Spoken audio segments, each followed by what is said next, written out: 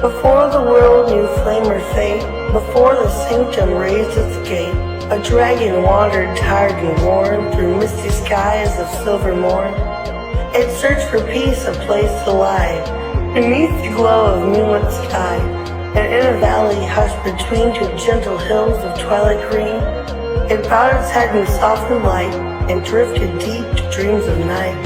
It dreamed of fire burning bright, of honor shining pure and white, of moonlit sacred, calm and true, of secrets old and wonders new. From dragon dreams the whispers grew, a hint of halls the world once knew, where mysteries danced in shadowed air, and magic bloomed in hearts that dare. That was the dawn of what would be, where five fought fate and unity.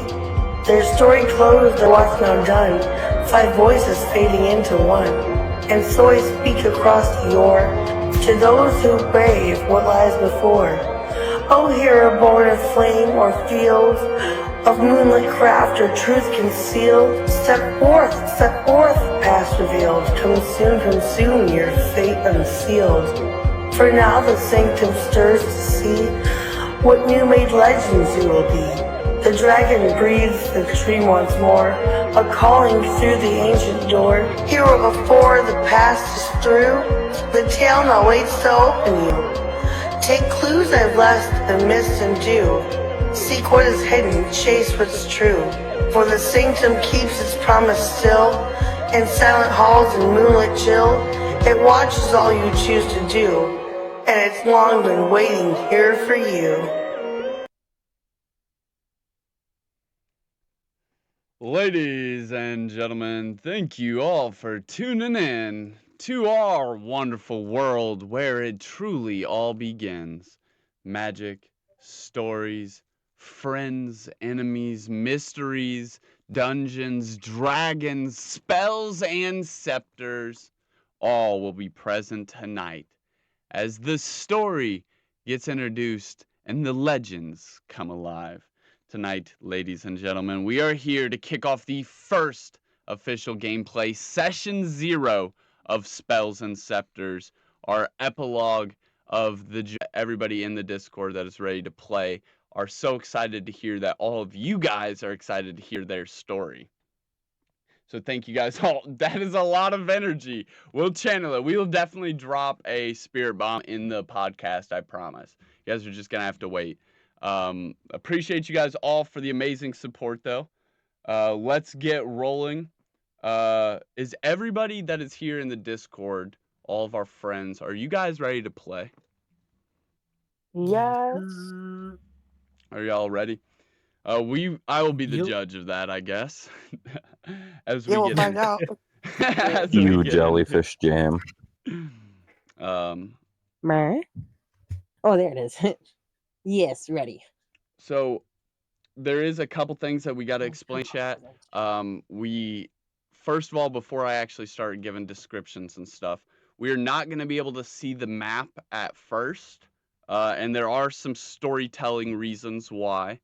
It's going to be a blank grid, but I have so much stuff ready. We're just not going to get to see all of it in session 0, as I don't want the players to blow up all my pretty new toys right off the bat. And I've told them basically try and do anything you can, and so I don't want to show all my shiny things off right at once when they're getting chaotic. So there is not going to be a battle map for the first half of this. It is going to be like classic D&D. It's going to be all up here in the mind, but we have introductions that are going to happen rather quickly. And as we talk and explain this, everyone's going to finish out their character sheet. And as each member is introduced and each character sheet is finished, we are going to give you guys the map, which is for right now just a blank grid. And we're going to introduce the players there. They are all going to be making their way to this destination for some reason anyways. So we're going to get into that and drop right into the opening tones and the opening monologues for it. If everyone is ready and everyone understands how session 0 is about to start, I'm ready to yank the cord and drop it like a grenade, baby. Are we ready? Yes, sir. Let's roll. Right. Yeah. All right. Well, then let me formally welcome you to Spells and Scepters. Oh my god. Let me formally welcome you to Spells and Scepters in the continent of Arcanum Nomadica.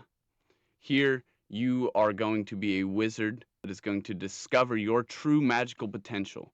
Because whether you know it or not, I know each of you to have the potential to be a legend. Your story will not only be told, it will be engraved in stone as castles are built upon it, as great monolith structures are built with it. Your story will go on to tell many stories. This will be the inspiring start of all of Spells and Scepters, whether it is I as the DM or whatever DM shifts in next. Your guys' story will go on to be told for many stories to come. This is Session 0, Whispers Before the Beginning.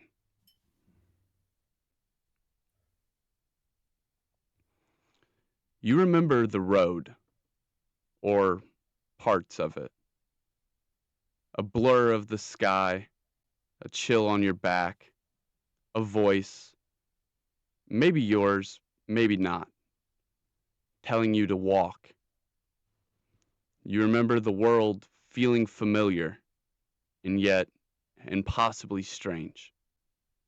You remember the sense that something waited for you, not ahead, but everywhere.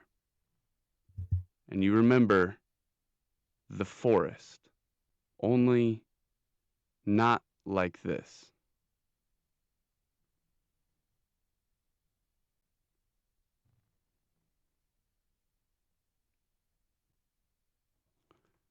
Our first hero emerges. Savage, hope you have your character sheet pulled up. Yes, sir. In Whispers and Legend, he could be the future greatest whisper. Noble, honorable, but where is he heading?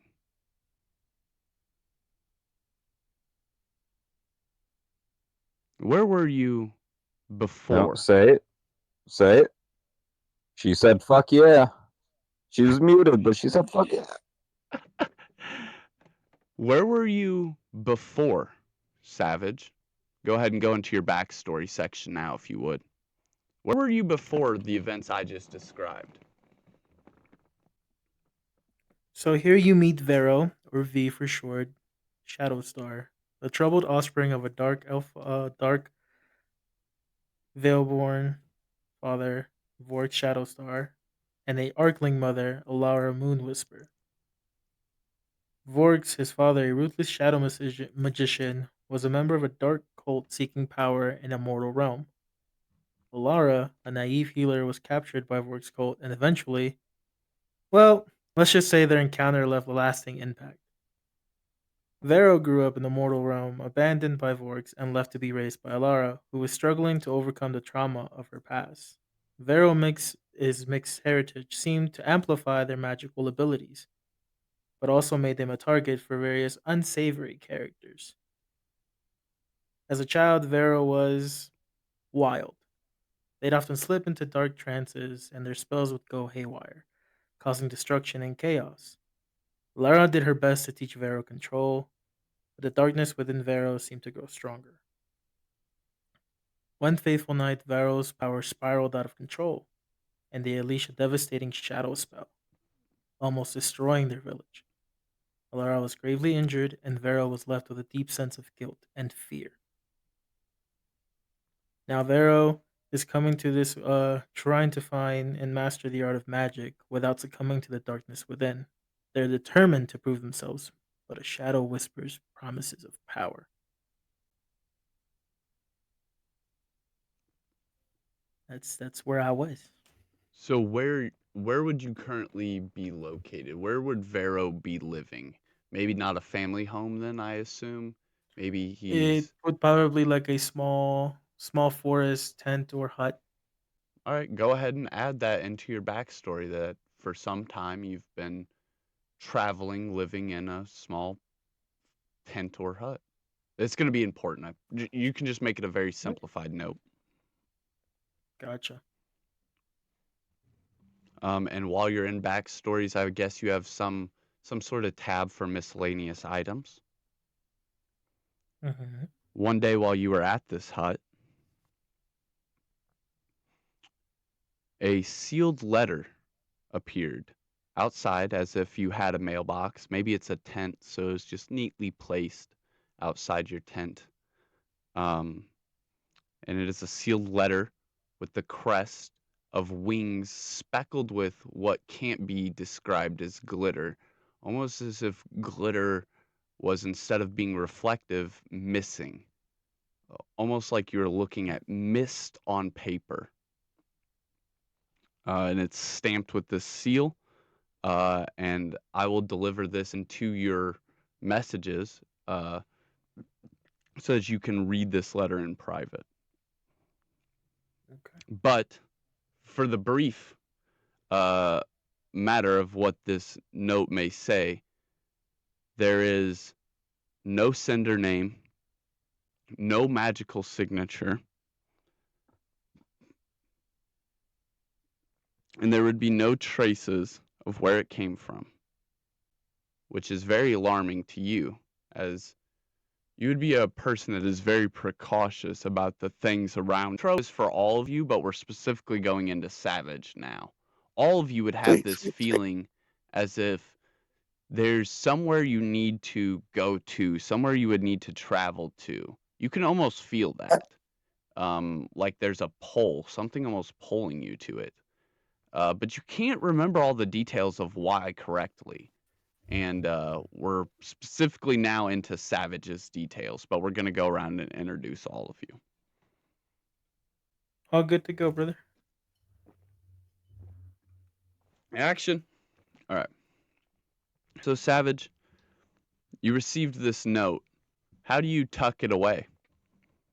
What do you do with this note that you just put in your inventory? I I was gonna say I would fold it into 4 equal sections so it fits neatly inside of my pocket and it doesn't fall out. Okay. So as you fold it up and you tuck it away, uh, are you gonna pack up your campsite and head off then? I would slowly start to turn all, clean up everything up, packet everything into my bag or carrier, and then make sure I leave no traces. Like I'll clean it up fully so it seems like it was untouched. Okay. Yeah, you fully clean up your campsite and it literally looks like nobody was there. You seem to almost be a natural at this point. And you get everything kind of picked up, tucked away. It's very broad on your shoulders. You are exactly how tall? 6.5 feet. So at 6.5 feet, is your weight pretty evenly distributed, or are you a very big guy? I would say roughly like 225, 230 pounds. So you can carry most of this on your shoulders very easily. It's going to allow you to Yeah. travel. It's almost like you're traveling light, but you can carry this whole campsite and it's almost traveling light. hmm Um, so yeah, you get this, you get your tents, posts, and tarp and everything in your backpack, and maybe some even pots and pans. Is there anything else you would have that you want to throw into your inventory that would be part of your campsite? Mm. This is where you can get imaginative, get a couple free items. uh, We're still in session 0, it folks. it would I be gotta throw the small. Like freebies. I would have small little carving tools for like woodwork, just because I would make my all my like dishes and stuff for wood. So I'd make sure to grab my kit, make sure I double check my bag, double check if I have everything, and my kit would be sitting near where my tent was. So I would have to grab that, Okay. and then the other thing would be uh, a small little, like, I wouldn't call it like a pocket knife, since a pocket knife is a decent size, but it's like really small. Okay. That little knife that folds inwards. All right. Mm. And what would that be used for? Like cleaning food and stuff, or? It would be used to like if I picked up herbs or certain types Ooh. of plants to make Yeah. sure Go. to like cut it evenly and to Yeah. get Go ahead off and any add like that pieces of it. to your items. Awesome. Um. Inventory. Yeah. And you can also just go ahead and put maybe cooking supplies. So you would have, like a pan and pot, Mhm. maybe stuff, to brew Would it be just like vegetables. camping essentials? It would be like a pot, a Yeah, kettle, stuff like that. yeah. Filling up on the loot. Uh, and yeah, you would have all these items. Pick up your campsite. It would look as if no one was ever there, and you would begin walking. You've seen this forest off in the distance, so you would know basically where to go. Um, and then you would continue walking, and you would continue walking, and you'd keep walking. And as you're walking, you would think, man, really didn't think this forest was so far away. And it would visually appear as if it is still just off in the distance. And so you would keep walking, and you would be growing closer to it, but visually, it would still be just a little bit off in the distance. Uh, and as you walk this day out, you would finally come to the end of the day. And you would assume from how far you thought it was to how far it appears to be that you are probably about halfway there after about one day. Would you like to get your camp set up for this night and rest, not knowing what could await you in the forest itself, unless if you wanted to uh, venture through the dark? yeah, I would like to see if I could set up my tent again since you know, it's still Yep. not fully there. I would say you wouldn't even have to roll for it, just like picking up your campsite. I would say you're pretty good at this by now. You've been doing it for some time. So Yeah. yeah, you get your tent made out. What else would you do to prepare a campsite besides just getting your tent up for you personally, for this I would character? Yeah, I would try to look around, make sure that the area that I'm in has a lot of dead greenery, like some dead branches on the ground, dead leaves, anything that's dry. So it would make a great fire starter. Would you say these are things that you would have been looking for as you're trying to find your place to set up for the night? Yeah, it'd be like slowly like while my Yeah. journeying to figure out like where the So I areas won't that even could make take a me. roll. So I'd have As you were walking all this time, yeah, you would have found plenty of things, and you'd been like, "Oh yeah, that's a nice spot to think about coming back to if I'm gonna set up camp near here as it's getting dark." Yeah. So you get all that set. You get a nice little fire going. Um, or you get a fire set up. How do you get a fire going? I would make sure to grab all the dry and dead wood that I've collected and try to find a decent amount of rocks to make a little pit Okay. and put all that there. Then I would take one my small knife and find a type of rock that allows me to spark a little spark going into the shrubbery. Yeah, you're able to smack If some dry rocks together inside of this little Mhm. rock bed you've made of stuffed down, dry, dead foliage, and maybe some bark that's fallen. It's been a very almost hill over hill type path that you've been walking on, um, laying into some of the world here. you are just outside of a pretty pretty big area, a territory.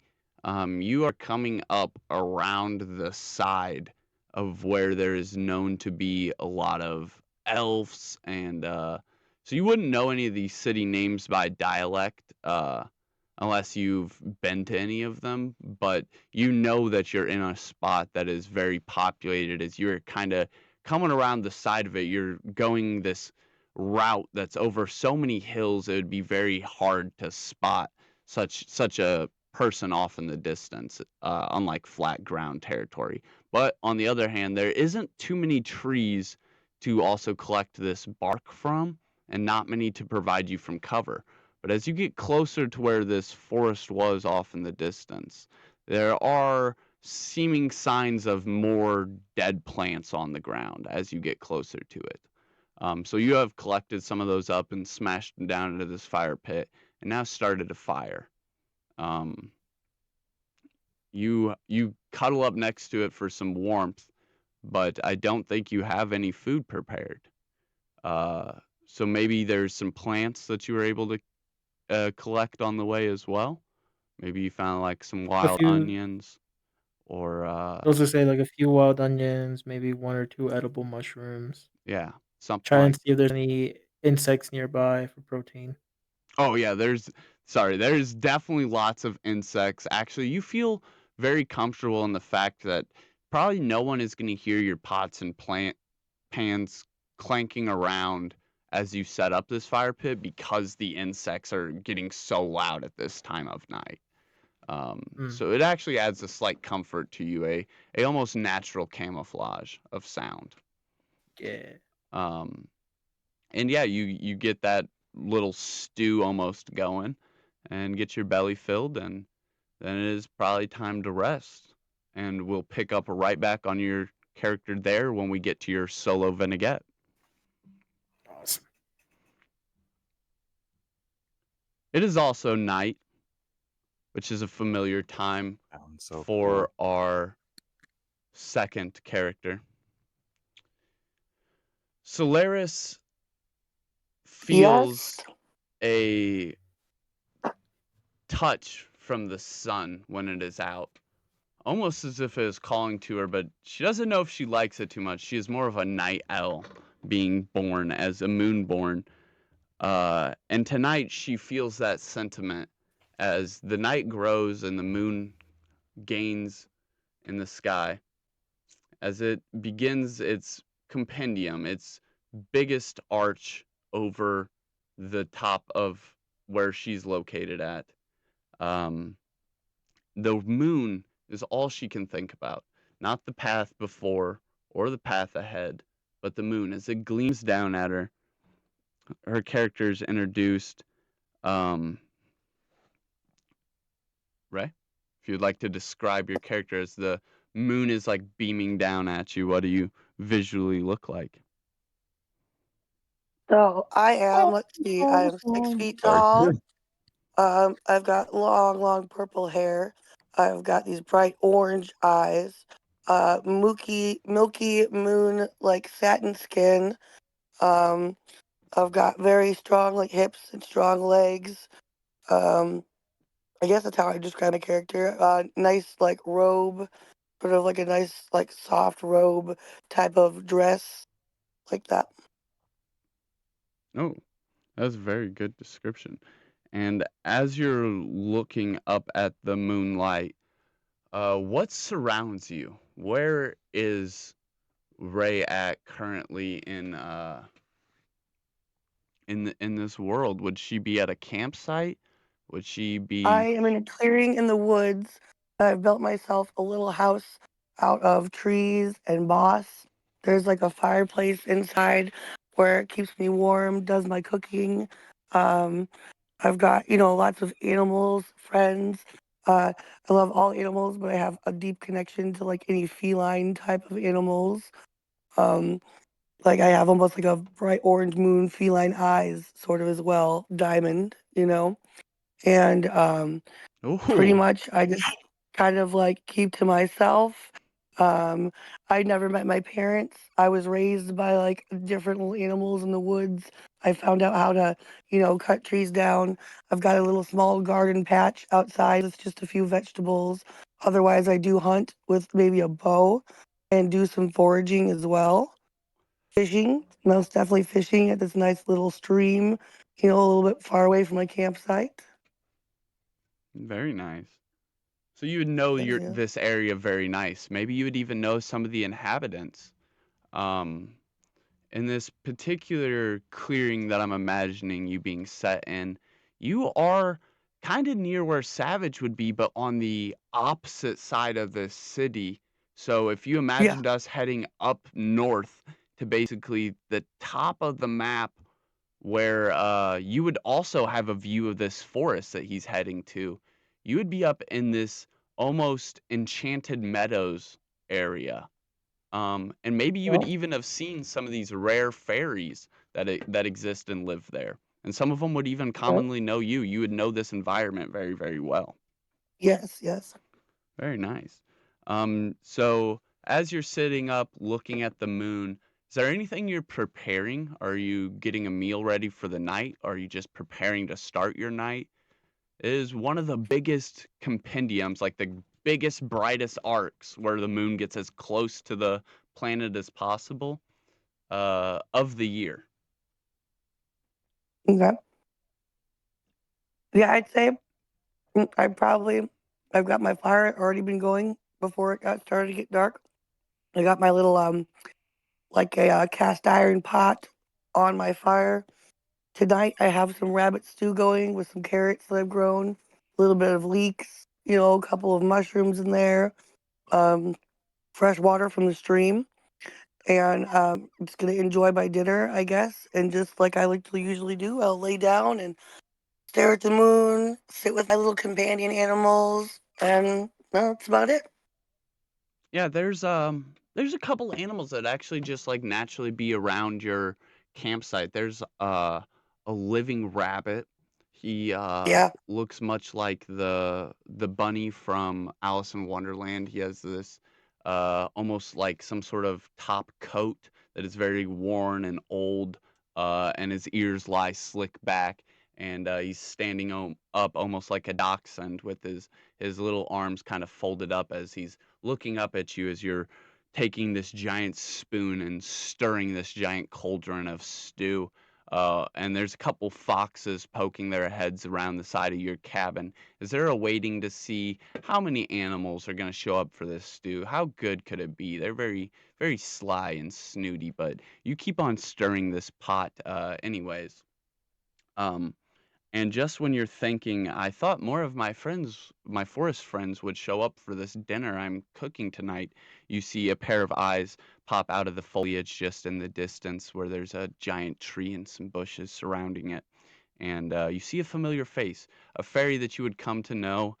He is the younger boy of a older sister fairy, and they don't have parents. And you do commonly feed them and some of their friends too. And he comes dashing up, these big eyes looking at you, and you figure he is very hungry as he runs up to you, but not in excitement. No, he is in a state of Ooh. what you quickly realize is some sort of dire need. And he runs up, Solaris, it's my sister. She's become sick.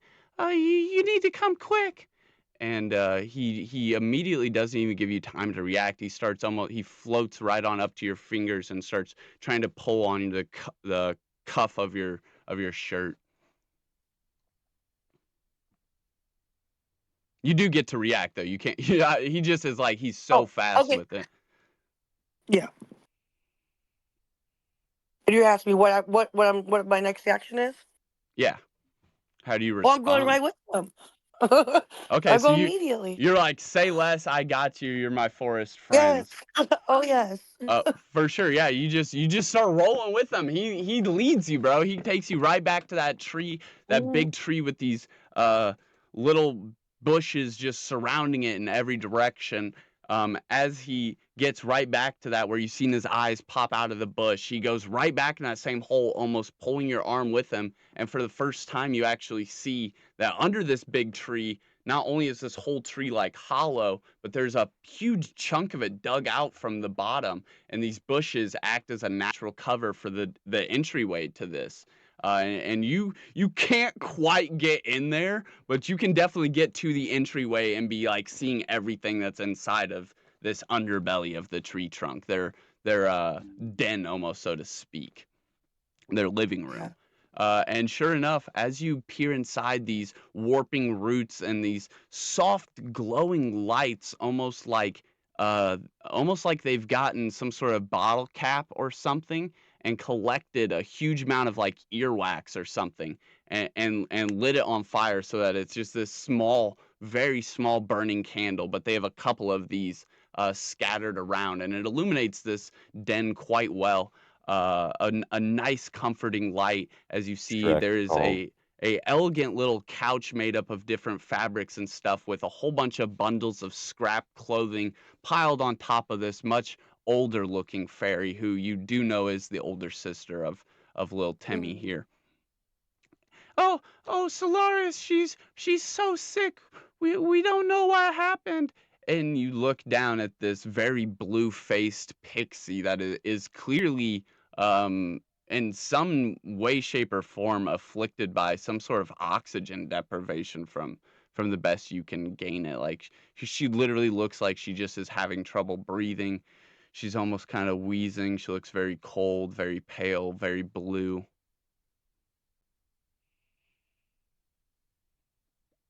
So I gotta decide what I'm gonna do. Yeah.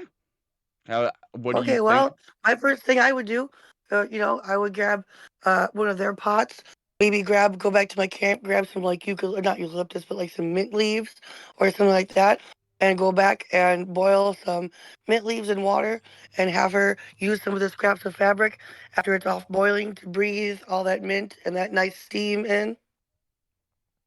Mm-hmm.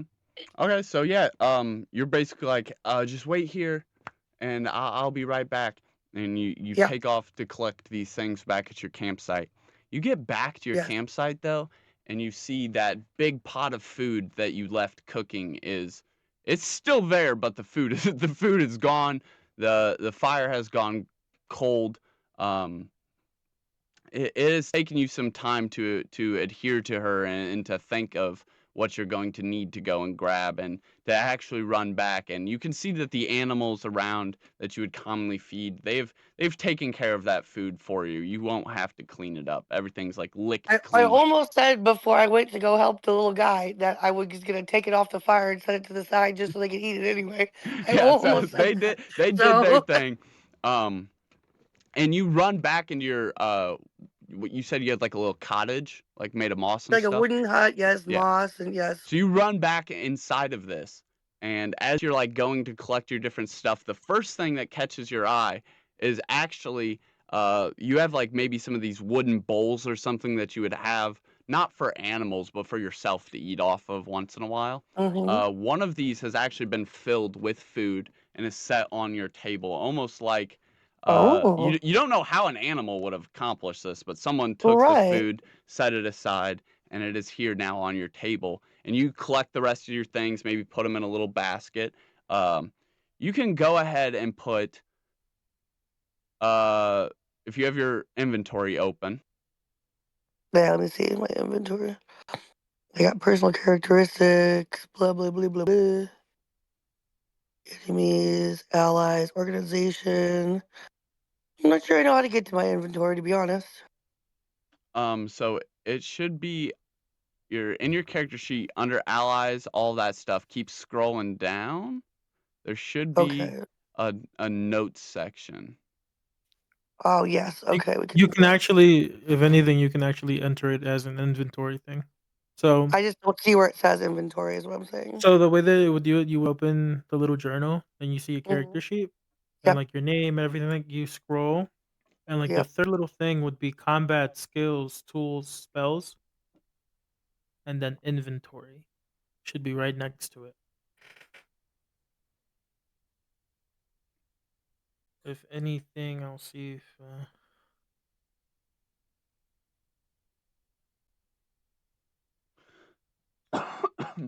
not quite seeing that, but I definitely got my notes. I can find the notes. Oh, okay. Then So. you, for now, you can just put it on your notes. Okay, I'll put it in notes and other. Mm. All right, I'm ready. All right. Add the following item: healing potion, SM, parentheses. SM. Yeah, SM for small. Yes. Okay. Parentheses plus 2 I- plus D4. Plus Letter 2. D, the number 4. You said Plus plus 2. 2d4. No. Plus 2, Oh, as in gives you 2 health just yep. for drinking it, plus Got it. D4. Okay. Yes, and then you also get to roll a D4 to add a bonus to that too. D4. Okay. And then in parentheses, do a new parentheses, Okay. 3. That's how many of them you have. You 3. add 3 of Alrighty. these small healing tinctures to your little basket. You've already combined some of these incidents. You've taken care of some of the forest animals before.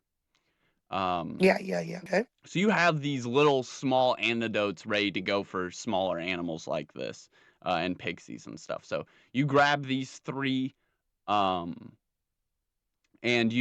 I'll also say grab, you can also add to your inventory, what did you say, for the plants you wanted to What I grab? said? Mint. Go ahead and add a bundle of mint.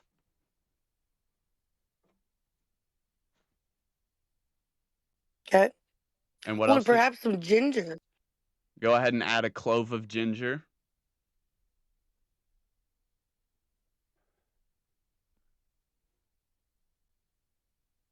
Okay. Anything else? You can grab one more if you want. Let's Some say ginger. cloves. Let's just say cloves. All right, sure. Yeah. All right, so you stuff all this away into a basket, your book bag, what? Yeah, probably a little basket. Yeah, you stuff this away A into a little little hand-woven basket. hand-woven basket, very, very Red Riding Hood. You just like stuff this all away, Kind of. Yeah. get ready to go, and you turn around, and right before your handle can touch the door, something very cold shivers down your spine. Something cold, not scary, but familiar and eerie at the same time. As it kind of shivers down your spine, your hand goes to twist the doorknob, but you stop. You can't quite step through the door just yet. Your hand lies on the doorknob, unable to twist it, opening the door, unable to even think about your next step to step through. You've been virtually paused, locked into your own mind as your thoughts begin to race. This chill, this eerie, familiar vibe, it makes all the hairs on your neck stand up as it works its way down the back of your neck. Suddenly, it seems as if the moon itself whispers, but not into words. A valley drenched in moonlight. A dragon sleeping beneath silver clouds. A forest bending like paths of elegant ribbon, tied and strewn together.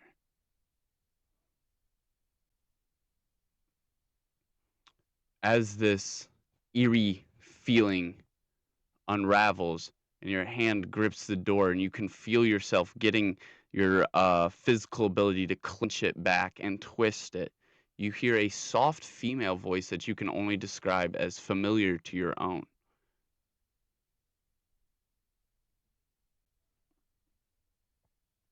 Sun petal bloom. That is the antidote.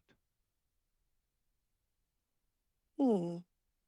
as it whispers into your ear. You finally come out of this trance or stun that you've been locked into, and the doorknob opens and you step through in a gust as if all your perpetual frenzy to move in that moment is unlocked at once, and you burst forward. Quick step after step, you find yourself running. You're now sprinting towards this tree, not even realizing how long you could have been gone. The one thing you do notice out of the side of your eye, the fire, the physical coals, the remain of the fire you once had, what couldn't have been but an hour ago, are gone. You can't even see a slight glow out of them. They're black like charcoal.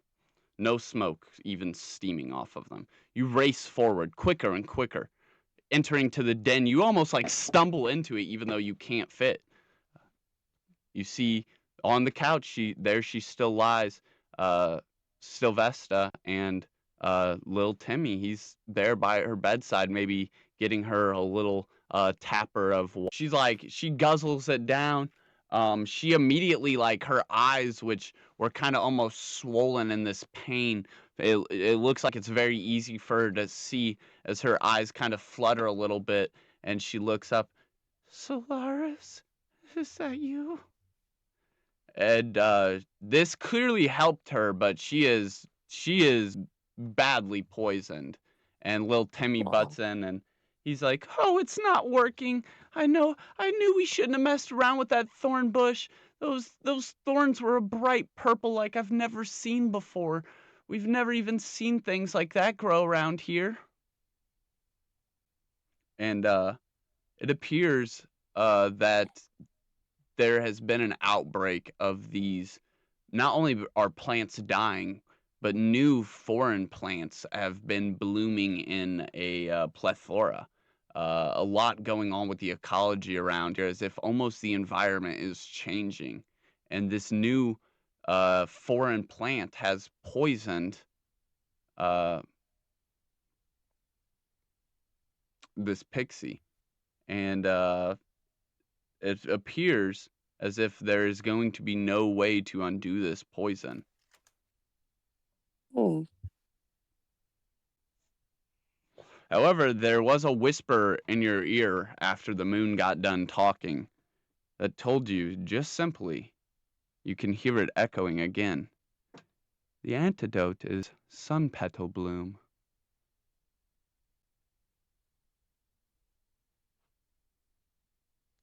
Okay. With that information and no information of this plant itself, what would you like to do? How would you like to proceed? Hmm. How would I go about finding out about the plant?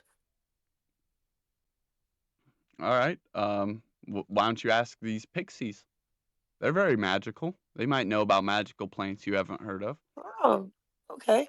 Yeah, then I would ask them about that, see where I can find it, see if they know about it, and if they do, then maybe I would ask one of them to come with me to help me find it and be able to make sure I'm picking the right one since I've never seen it or I don't know what it looks like. All right. Oh yes, I could try and help you find this sun petal bloom. I have heard of it before, but it is only a story. And at that, it's sometimes just a bed story that mama pixies tell to their kid pixies to help them go to sleep.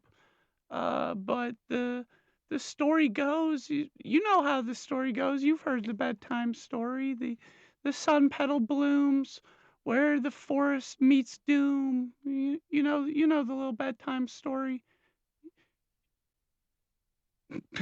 Nope, but I guess I'll do now. So he informs you that, yeah, it appears you're gonna have to go to this forest of doom. That's the only place that the sun Ooh. petal blooms. I'll try it out, but then also, do I know where that is, or do I have to do I? You, you've definitely seen this forest off in the background before, giving Okay, you an eerie, sketchily feeling, like you almost knew when you set up your cottage here that you were lucky to have set it up here and not there. okay. And Your that's it. heart will bring you to the forest. Okay. So, would you like to go back to your bungalow and gather some stuff for a long journey now that you know it's not going to be simply just running back a few meters in between these two locations? Right. All right, I'll allow you to do so. Oh, I can't go with you though. I gotta stay here and take care of my sister. If I don't keep giving her water, she could blow up like a balloon. Okay. So you are going to have to set out on this journey by yourself, it appears, as all your animal friends have been fed and fled. So this is a big leap for Solaris, as she will have to leave her home where she feels cozy for the first time and really leap out into the world that surrounds her that you perhaps maybe don't know that much of, because other than this environment and these magical fields, you haven't gone too far outside of. Okay. So yeah, this is going to be a big journey for you. Are there some things that you would like to prepare you for this journey to the next terrain, the next environment? Most certainly. Okay, so I guess I would have like a backpack, my backpack type bundle set up. Am I writing this stuff down? Well, let's just assume that you have a backpack and you don't have to write that down. But what would be in this Okay. backpack? Okay, so my big hunting knife. Oh, okay. Put all right. So go into your yeah. You're gonna need to write this down. Okay. Um,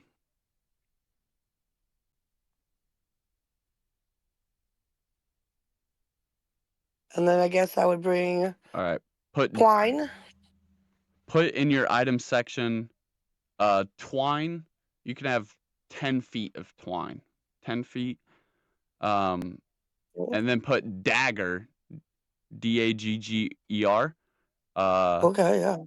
under it, put 1d4 piercing.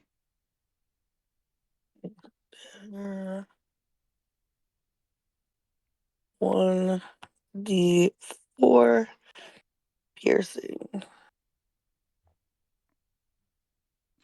All right. What else would you like? Okay. I would like. Hmm. Did you say I had a that you had couple a things in bow? mind. Yeah, yeah. Is that allowed? Yeah. Yeah, I'd like that. All right. I'll give you the very most standard bow that would be able to be built well by hand. Like, you're not necessarily a bow crafter, but it would be something decent you've made to be able to hunt.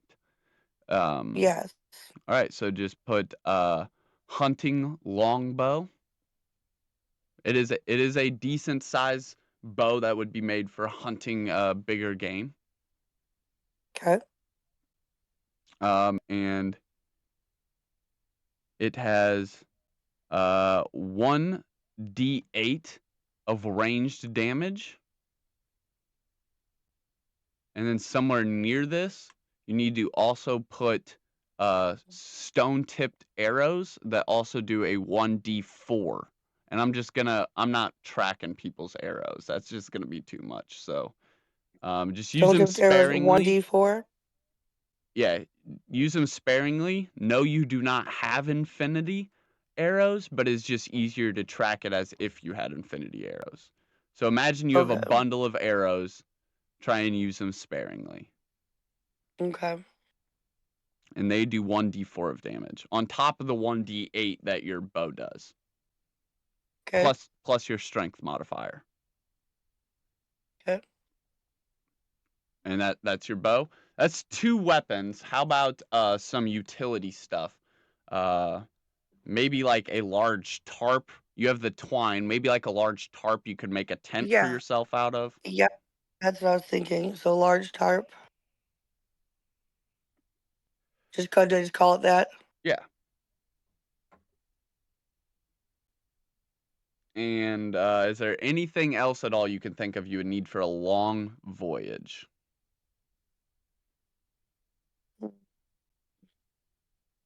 Good shoes? I don't know. No, just anything you would want to have about on you. We'd assume you have good gear for just getting around the yeah, forest yeah. and stuff, the I guess meadows. pots and pans. Pots and pans, you got to put those in there. Yep, Pots and yep, pans. pots and pans.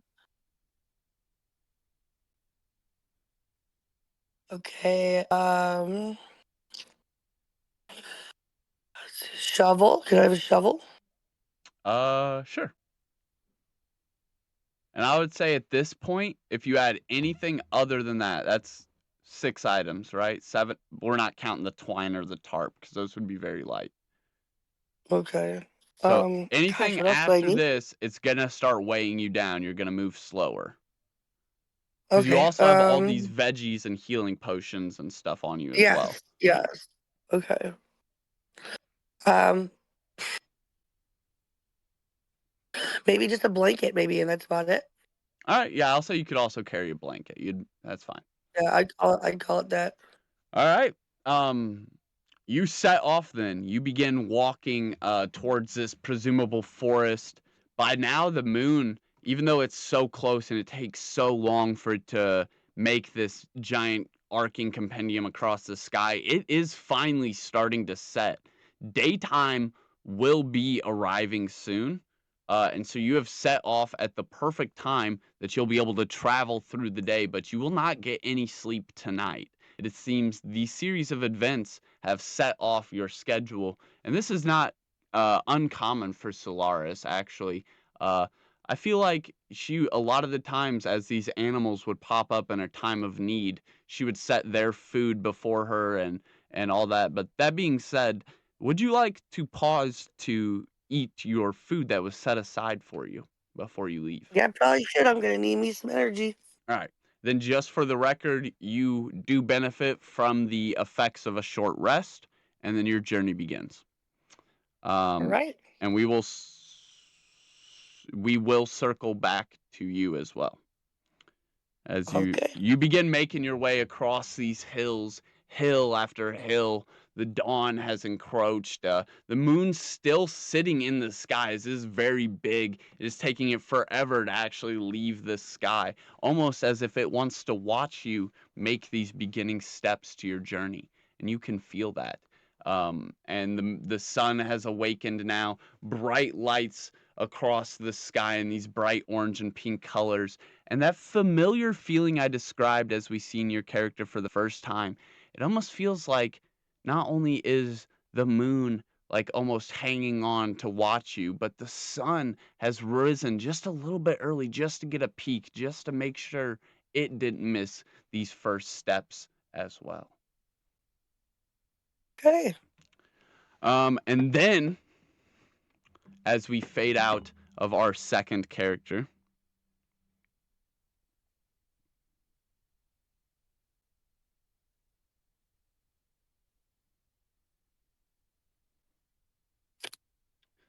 on this night where the moon was so close to the planet, it was so bright and so big that most of the stars could not be seen, glowing softly in the background of the luminescent starry sky night.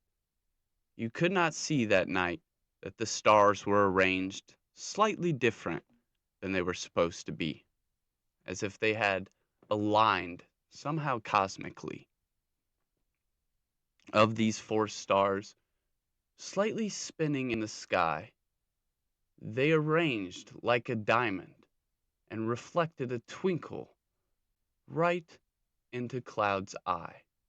His eyes fluttered awake.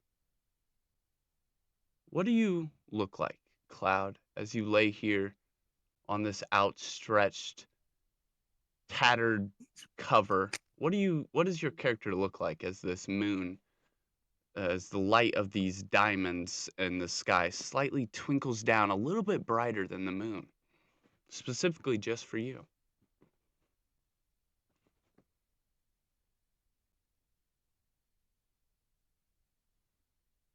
My hair is pierced white by the moon.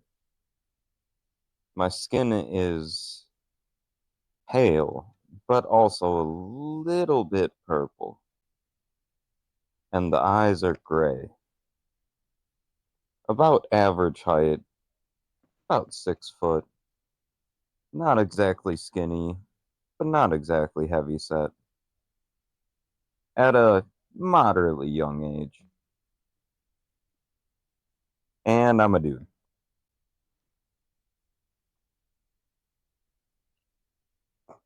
As your eyes awaken or flutter open, and you do awaken, there is no thoughts of this light that is currently in your eye.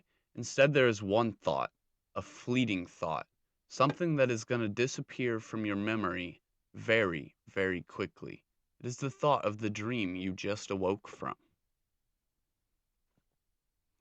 But in this dream specifically that you just awoke from, that is fleeting from your mind, you saw an iridescent stag, hurt, trotting, limping. No, not iridescent, covered in something translucent. It limps, clearly bound up by whatever this is, and it limps just out of view into the mist. The trees around darken from a autumn brown to a pitch black, each crevice in them lining up like a wiggly worm, as the notches become eyes that focus upon you. This is a forest you've seen in many of dreams before. And then this memory fleets from your brain. As the starlight keeps twinkling directly in your eye, you become more and more awake. You have just benefited from a short rest, and you awaken kind of in a daze as this dream fleets very quickly. And you can't help shake off the feeling that it wasn't just a dream. You look beside you, and there is, and now Wax, you may introduce your character. What would you look like?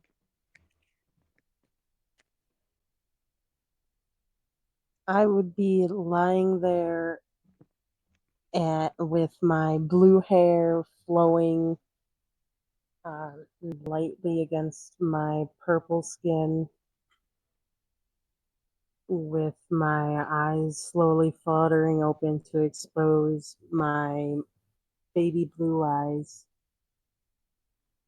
And I would be a small little fae that comes in at about 1 inch height. 1 inch? Sorry, foot, my Oh, bad, I G. was like, damn, she's small. Sorry, I didn't mean to Damn, you break tiny, characters at the tiny. DM there. Holy. Okay.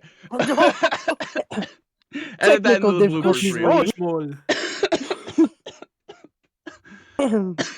My typing. So 1 foot and very lightweight. And yeah, just chilling. All right. What kind of clothes would the two of you had, like, as you've been traveling? Would you guys have clothes that would help you in a cold environment? Would you have clothes that help you in a sunny environment? What kind of because you guys would be traveling together. So what kind of clothes would you guys describe yourselves wearing?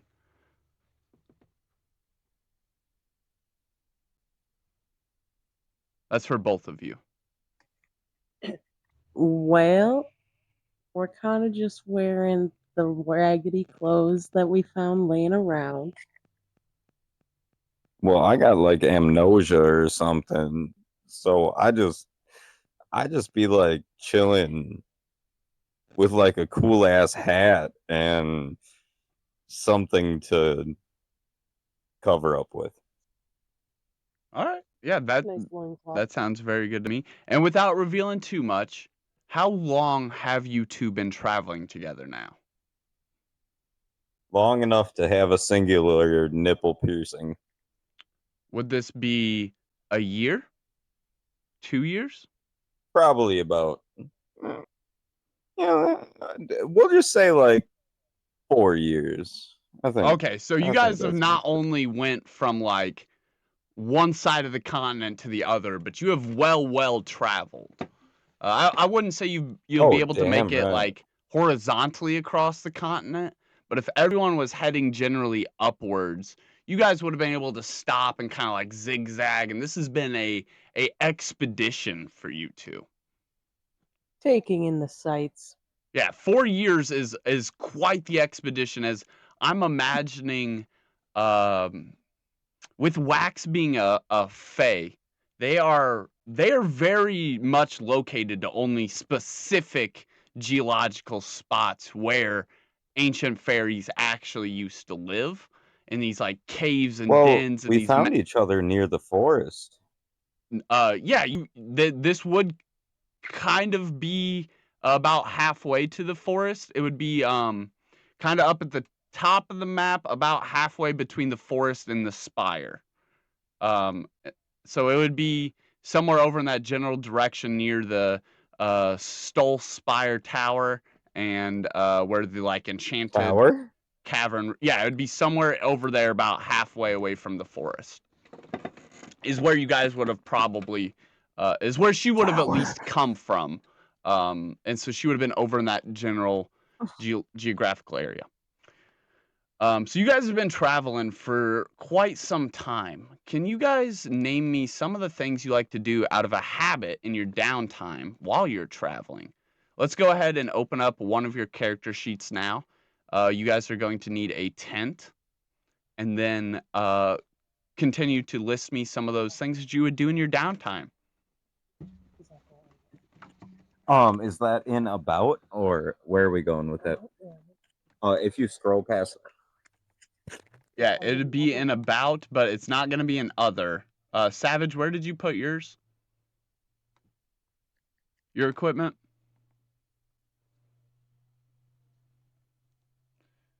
Your thing's like kind of glitching out for me. It's hard to see now as it's loading up again.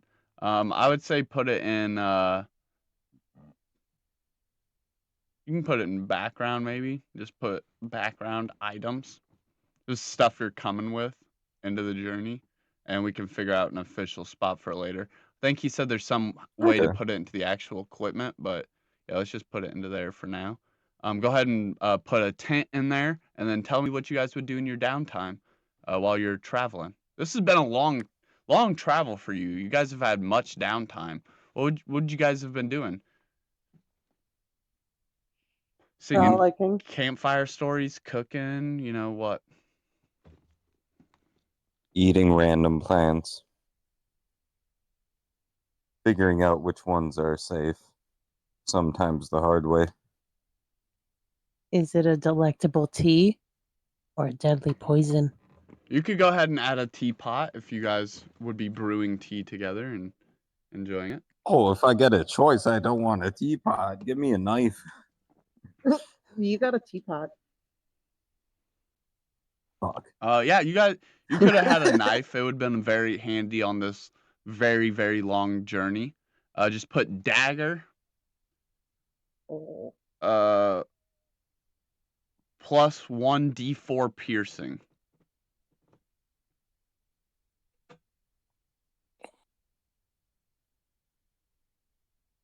I'm supposed to stab things? That's just the damage type it That's does. fucked up, man. Somehow. Can Yeah. it at least be like a really cool looking What else dagger? would you guys be doing in your downtime? Just chopping and preparing ingredients and making tea.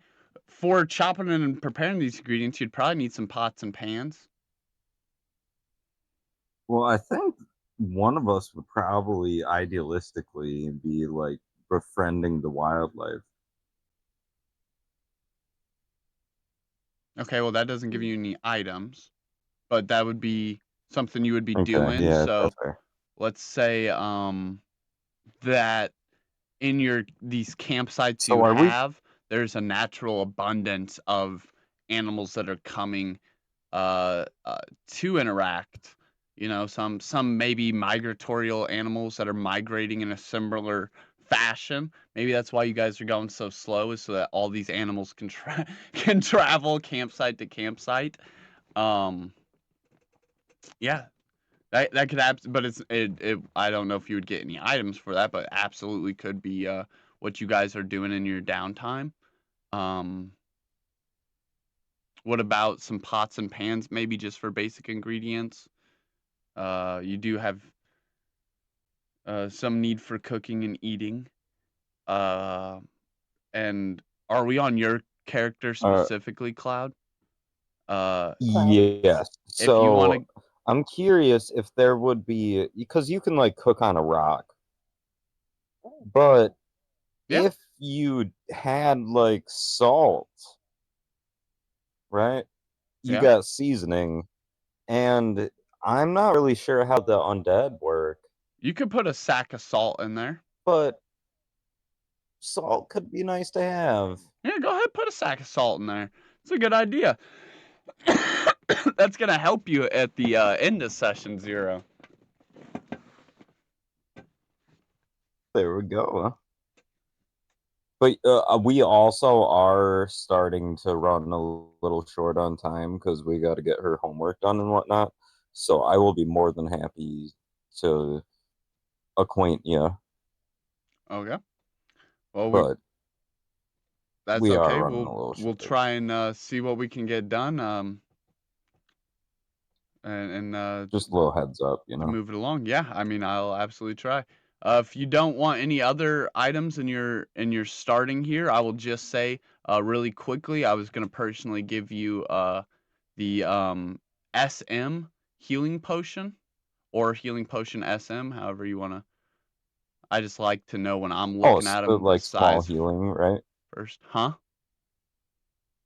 Like a small healing potion, right? Yeah, it's just like a small tincture, like a vial, basically, and it does 2 plus 2 plus D4. Hmm. And then add a parentheses at the end and put 3 and then another parentheses, and that's how many of them you have. Could I perhaps instead request a totally random potion by the roll of dice?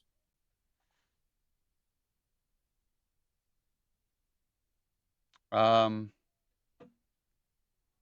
yes, but then I'd have to pull it up and look at it and assign everything a value and roll the dice. If you want to just Oh move yeah, along we don't quickly, want to know what it is. I don't know what it is. We'll roll for that when the time comes. Yeah, yeah. I mean, if you really don't want the 3 healing potions, that's No, sure. just one of them be like secret. Like Uh, instead of 3 healing potions, just throw something random in there. I don't know why you would want that, but sure. I'll For I'll the hell of it. I'll try Hey, and maybe I'll it'll make be a cool. DM note of it. That one of those potions is not what it looks like. But for now, just put that you have 3 regular healing potions. One of them may or may not be. All right. That would be cool. And I don't want to know which one if that is your choice. Sure, yeah. They all appear as regular healing potions, but only We're appear. having fun. Um.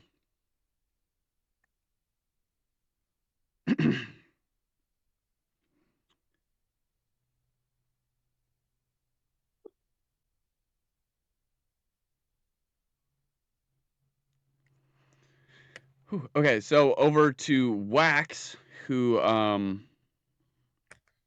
you basically just watch Cloud come to life out of his sleep as these stars are like shining down, beaming him awake. He awakes in this kind of fluttered state. The two of you are sitting in this field.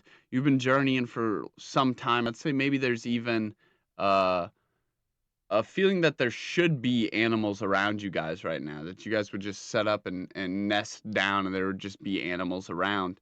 But in this particular case, this scenario tonight, there doesn't seem to be any animals. Actually, it is the quietest it has been. with the moon so large, looming in the sky.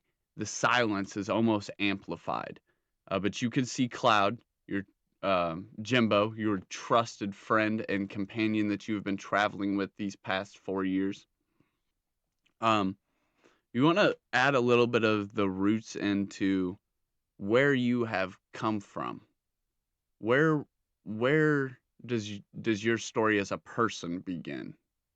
Your origin as this Fae. So, like, would this be where I would be able to say where I met him? Yeah, sure. If that's your origin, yeah, I Wait. think if that's like as far as you can recollect in this character's memory, then yeah. Yeah. Go ahead. So, basically, what I can remember is one day I was just vibing. It was this fine ass day.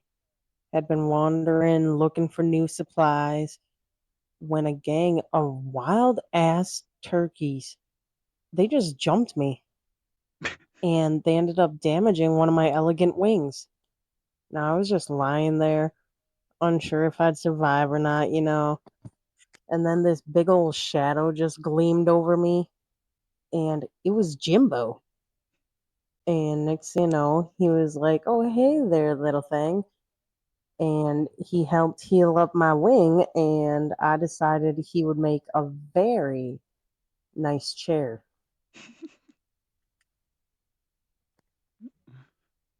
Right on. Jimbo, this is also your character vignette as well. If you would like to approach things from how you remember, I would say maybe even you guys start talking about this as you're sitting out here watching the moon. Start recollecting these memories with each other.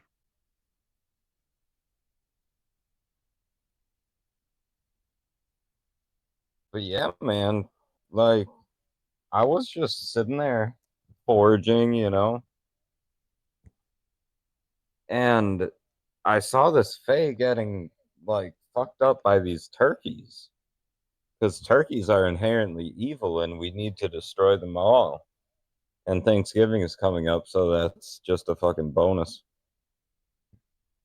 And then I like helped her out, but I also got fucked up by the turkeys, so I'm a little bit hazy. I don't know what exactly that entailed, but the turkeys fucked us both up. And somehow she helped me out and I helped her out. And we kind of helped each other get back to health? And so you two are exchanging these mementos of your memoirs together. You guys are actually having this conversation, talking back and forth, recalling how you met and how long of a journey it has been. As it is now, Jimbo, that you also notice how empty this clearing is. All the animals that have been traveling with you, they do not seem to be nesting with you tonight, which is odd. Um, the moon, Yeah, there is an ominous ever void in larger, the air. still getting larger as it gets closer and closer, completing this climax compendium swing across the night sky. It is huge. There is no darkness left in this field. Both of you feel something. You don't know what, but there is definitely something. Your conversation comes to a slow halt as if you guys continue talking, but then Cloud notices and or Jimbo notices and did you introduce your name for your character, Wax? What's up? I'm Schnur. Schnur? Schnur. Schnur. Okay. Perfect. I didn't catch that. Schnur. That's my bad. Uh Jimbo, as you notice how empty this is and how gigantic the moon is, Schnur, you also notice that Jimbo has now gone quiet and his attention isn't caught on the giant moon in the sky. It's caught on this clearing and how bright and empty it is. You guys can role play and conversate back and forth what you're thinking. What this bitch doing on the ground?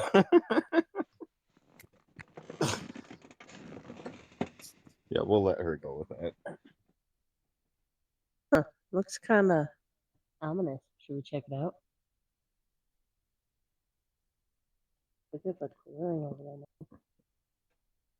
And as you Nah, bro. and as you begin checking Let's out chill. just simple things around you, the thing that you really can't notice until you focus upon it is the mist. The moonlight has almost enchanted it to where it is thick and heavy, but almost invisible, as if you could see right through it. Cloud, your mind instantly flashes on that dream that fleeted so fast. The way that deer looked almost translucent. It appears to be the same effect Stay. that the fog has, Sorry. and you literally can't see the fog as it gets closer and closer and closer and stops where the moonlight is perfectly entranced at its brightest point, which you guys are actually standing directly in the middle of this giant circle of the max moonlight beaming down the brightest ray of the night. Those stars that were shining to you, they've disappeared. The blurry night sky fades out in this hazy evanescence as the moonlight focuses. It feels like it's almost a veil protecting you as the mist gets closer and closer and closer. But again, it's almost translucent. Very hard to see unless you're looking for these exact density of speckles stacked on top of each other. You can continue conversating if you wish. So it feels like with the mist, the stag of the night approaches. Unsure of what its intentions are, I go towards it You to could figure out remember kind of what's up. that the stag looked hurt. It didn't seem predatorial. Oh yeah, the It seemed stag as if did it look was hurt. limping or bound up somehow. Oh, I guess I go and see what it's ensnared by. You don't actually see the What's stag. holding it back, Your or mind is how just it's hurt. flashed to it. Yeah, almost like a past life, huh? Like the mist is enchanted with the same effect the stag seemed to be enchanted with.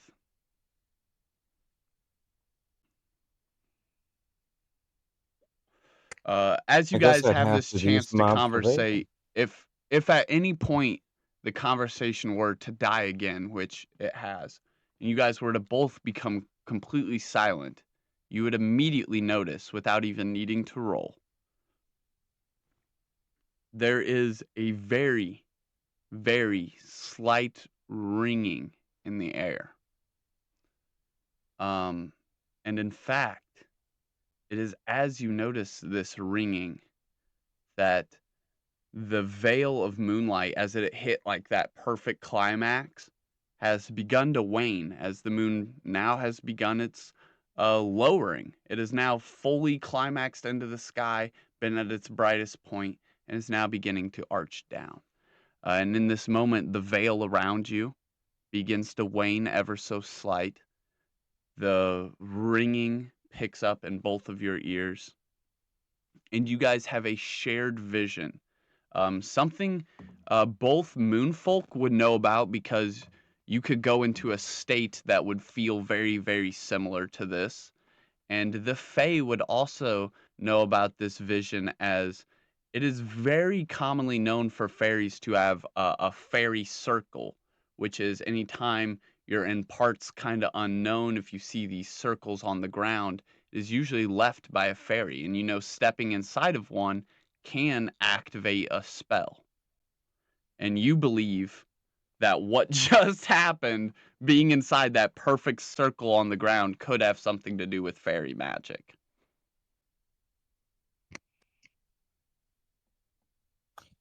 Oh, I gotta get my notes. In this shared vision, you see one sister brushing her hair, locks of bright red crimson flowing like what you imagine it to be touched by sunlight, bright, warm, ever glowing. The other sister stands behind her, facing away, her hair long, blonde, running down her back in these perfectly brushed flatness, laying together as if it took hours to put that way. The elder of the sister, the blonde, circles around, pacing almost in this half circle, making a almost iridescent crescent moon as she walks, leaving behind these iridescent footprints that look exactly like the enchantment you saw from the mist. As she steps back and forth, the two conversate. It is kind of muffled at first, but as this spell wanes in and the strength of this trance, for Jimbo, it feels much like you, like when you connect to your ancestor spirits. So you can definitely feel that you're like focusing in and getting a better visual quality, audio quality, and uh, for you, Sh- Sherf, um, or Furf, uh, correct me because I forgot. Snurp. Snurp. For you, Oh, sorry, Schnurp. Schnurp. Snurf, this feels No, I forgot. completely foreign. You haven't actually done anything like this, but maybe you might have messed around with some psychedelic mushrooms, and it would it would kind of feel like that. You feel like you're going into something. And as it becomes more clarified as to the scene you're actually in, you hear these sisters talking back and forth about fairies, about the mist, about a forest that has the answers to all of the secrets. Um, and then it ends, and you two are once again alone in the silentness of this meadow. No mist, waning moonlight, the vision entranced. You may begin talking about what you just experienced together once again.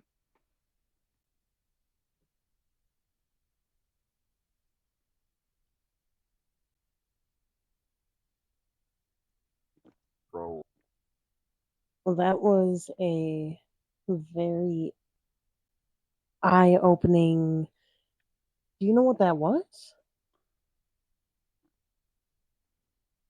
you know what it was? Your connections to your ancestors. Oh yeah, yeah. I get them vibes all the time. Never really knew what it was about, but It is as she says I this always feel like there's that something out there calling to me. the iridescent shape of the face of the elder sister, it almost would remind you of a moonfolk. The way her footprints left this magical trace behind as she walked. I feel like she's trying to like guide me somewhere. Does that, does that maybe I could have sworn I had a dream. Maybe she was a part of it. Tried to show me where to go. Of your 3 encounters with this, you're a moonfolk. You would know about moon magic. This is something different. This is some sort of mist magic that's been combined with moon magic. And you've only ever seen it 3 times. Once upon the stag, once here in this field surrounded by the mist, and then once in her footprints.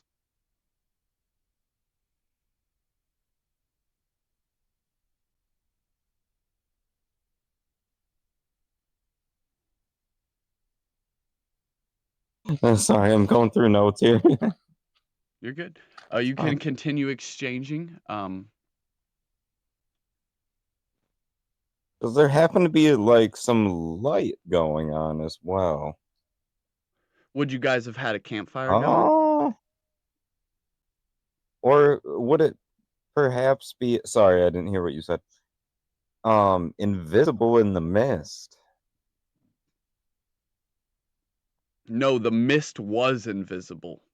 Like, so Was invisible. the mist appeared to be not there unless you focused and like you really squinted your eyes and you're seeing this it's like in the Predator movie when he's like invisible but you could still see him moving around. You could tell that something's just not quite right there and there's something dense there. And that is this mist. You could see the speckles of light reflecting off of the mist of the very bright veil that was around you casting light outwards. It would make these very bright speckles off of the mist as it very dense, thick, almost like fog would have been closing in. Very powerful, strong mist. So it wouldn't happen to be like one of the most pure forms of starlight. It could have been. It was reacting with the moon magic in a very peculiar way. And what you know about moon magic and what you may have possibly seen of other train configurations of water magic in your travels, you could possibly assume that this is some form of mist and moon magic. And I would definitely say that Schnurf, you would have highly thought of this to be some sort of very powerful magic. It reminded you of the fairy circles that your ancestors would have made. You might even have been told some bedtime stories as a fae about this mist that guides you to these secret spots where fairy circle knowledge is stored, where ancient fairy knowledge is stored. And with time to You mean cognitively the think good about bedtime it, story of the magical myth? yeah, you might even think that maybe that bedtime story you could have just proven to be real.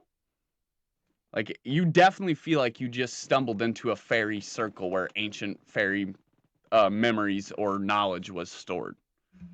If I had to describe it as a one-to-one description, that would be what just happened.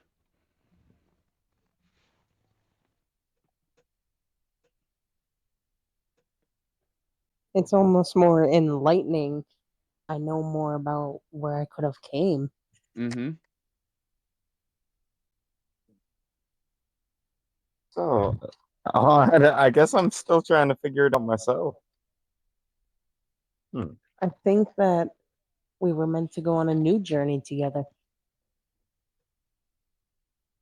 I like that idea.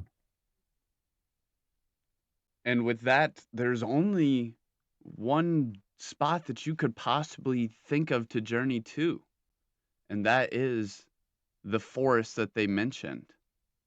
Um, and so, what kind of campsite would you guys have had? This has been a very long journey, and I know you have a tent. Would there be anything else you would need to pack up before traveling off? We would need to pack up our cheese cutters because we are also in a journey for the um what was it? The great cheese. Yeah, All right. so I'm forever indebted because, we both helped each other out and stuff. So, what we've been doing for the longest of time is searching the world for the world's greatest cheesemaker and the world's greatest cheese and trying to figure that out. So we've been wandering, trying to find this great cheese. It's more her thing than mine, but I'm her little indentured servant. Yeah, So that's we've got the awesome. cheese cutters ready. Go ahead and add your cheese Yeah. cutter to your inventory. And Oh, hell yeah. yeah, we're gonna start you guys on your journey. Your guys' journey happens to be actually a lot closer. Not only have you seen this forest before, but every time you turn around, it still seems to be the same exact distance away behind you. And no matter where you've traveled throughout this uh, diagonal route that you have, and maybe these zigzags that you've taken, no matter where or how you've turned, it has always been right there, just behind you. And much, much closer than it appears for anyone else for some reason, just narratively speaking. And you guys pack up, get all of these things, and without any sign of where your animals that have been traveling with you could be, you turn and head to this forest for the first time. It is no longer behind you. No. Now it is ahead of you. And as you begin, that is where we're going to fade out for you guys and jump back over to Savage. Let's fucking go. Dude, how much Let's get it. our cast and crew has now all been introduced. And as every night has ensued, filled with dancing dreams and prophecies of destiny, each of them has been set on a path to a similar location. However, of all the dreams we have seen, we haven't seen the one that's sung inside of Savage's head. So we enter in again where we left off with Savage, him laying his head down for the night and beginning to dream. Savage, what is the most cozy spot in your character's life you can think of? Back in the village, our little home with my mom, having my small hay-filled bed and sheep wool pillows. You're tucked in very calmly, uh, happy and comfortable. And if you let yourself feel it, everything feels as it should be. But if you let yourself sense, something feels off in this dream. Which would you prefer? What would you like to do in this dream? You're cozied up, everything feels good. Would you like to continue to give into this feeling, or would you like to think about the lingering sense that haunts about you? I'd like to figure out the lingering sense. Sure. You think about it. Your mom brings you over these not like a mud pie, but a hodgepodge of doughs and breads and a very poor budget dessert that is sprinkled over top in this very exotic and expensive chocolate, or what would be for a small clan, let alone a single mother. And it's sprinkled over top this hodgepodge of bread, warm just out of the fire. One of your favorite desserts that she could serve you. And just behind her, as she leans down, you can't actually remember this, but as in this dream, you see just past the windows behind her, out in the village, there is something, a lingering, lumbering tower of a shadow. It halts just past the gates where the forest may lie beyond. It sits there, waiting, almost as if it can't step into the moonlight that has perfectly encompassed your little camp. The dream continues. You're handed this cookie and you see this out the window.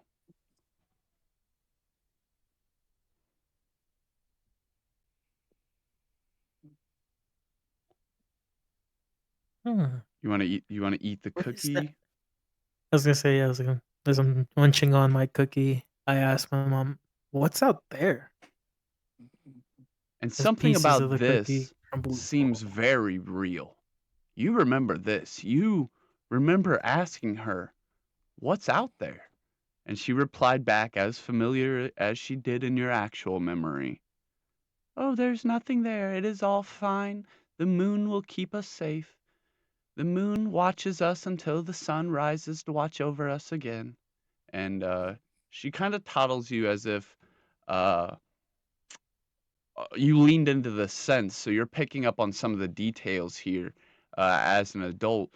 You can definitely tell she has worried expressions on her face, but she's very strong and can hide them well.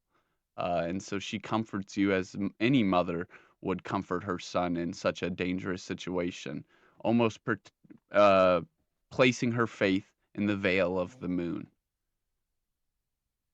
and assuring you too that everything will be okay. She's ensuring herself.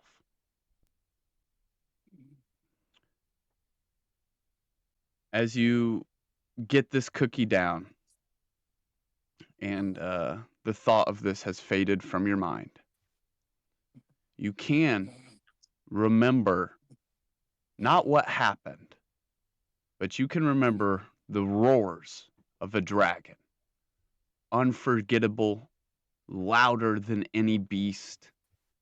Just its presence within a mile leaves the pressure of aura. You can remember that feeling. This lumbering shadow outside the gate, it is not that. But you remember the roar.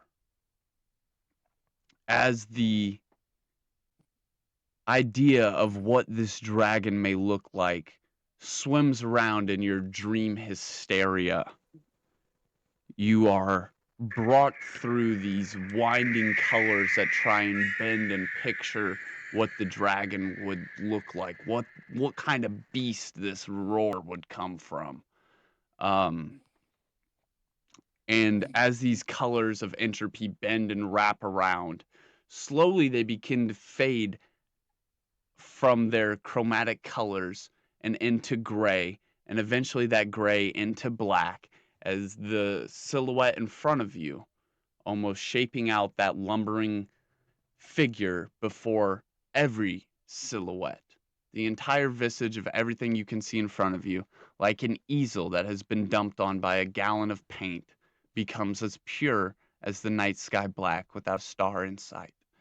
And in this moment in your dream, you can see yourself, not your child self being tucked into bed, but yourself as you are now, standing below you, at your feet, a thrumming ruin, a rock catched with this magical sigil, thrumming, beating, a heart breathing. You can feel the magical life in your nostrils as you breathe in next to this thing. The forest of darkness arching and willowing, each tree swaying in its timber, each tree arching and growing as if it was 1,000 hands in the dark swaying around, bound to grab you at any moment. And then you awake. The dream is cast off, but suddenly, and now we jump back over to Ray. Ray, you were Yep. Yep. traveling. Yep. You were traveling during the day. You had Yeah. you had set out with no rest, only knowing in your heart that you needed to heal your pixie friends, little Timmy and his Mm. sister, and you ran as fast as you could through most of the night. You're not a experienced traveler. You would have known the areas around you very, very well, but you would not have traveled outside of them. And having all of this gear on you doesn't pay any thought in your mind. the only thought that you need to heal those pixies. You continue forward hastily through the daytime. The day comes and goes, hills after hill after hill, as the meadow's expanse as to you have known fades behind. Ahead of you, this blackened forest growing closer, growing closer, growing closer, growing closer. But is it really? It always seems to be just slightly off in the distance.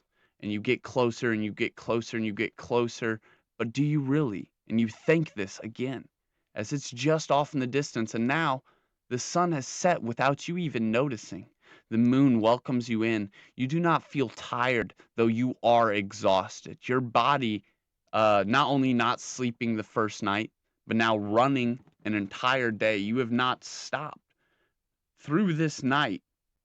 You know, in this unfamiliar place, if you were to stop here, you would also be in danger.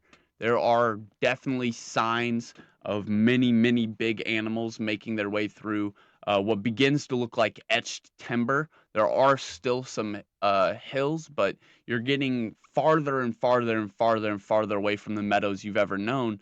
And you can only presume with your hunting instincts that there are definitely big things making their way through here. It would probably not be a suitable place to set up camp. Um, so you may set up camp if you like, but it comes with inherent dangers.